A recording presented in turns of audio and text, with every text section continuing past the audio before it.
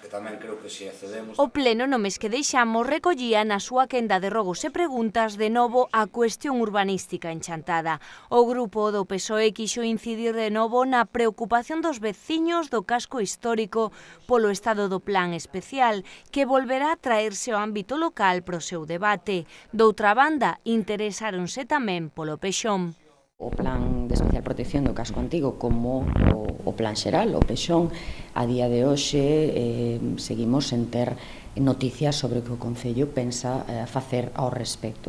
E a situación aínda se complica máis cando é posible que haxa que facer unha nova adxudicación para que unha empresa o redacte, dado que a empresa que o viña facendo e que cobrou, por certo, moitísimos cartos do noso Concello, parece que non pode seguir adiante con ela. A inquedanza dos veciños do casco antigo sigue sendo a mesma, sigue sendo se ese aparcadoiro ou outros aspectos tamén considerables van a levarse adiante ou non, e o alcalde segue sen ser nada claro ao respecto.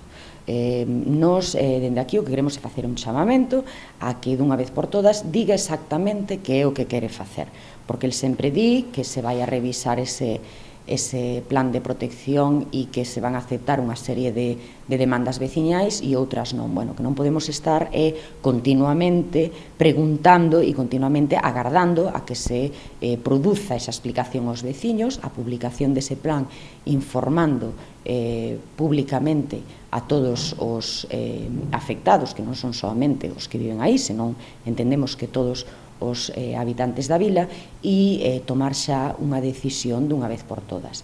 Respecto ao plan xeral, tamén chama a atención que a estas alturas, cando o prazo para presentar as reclamacións e as alegacións rematou en xullo do ano 16, pois a estas alturas aínda ninguén recibira ningunha contestación ás alegacións presentadas. Isto parece, dende logo, o conto de nunca rematar.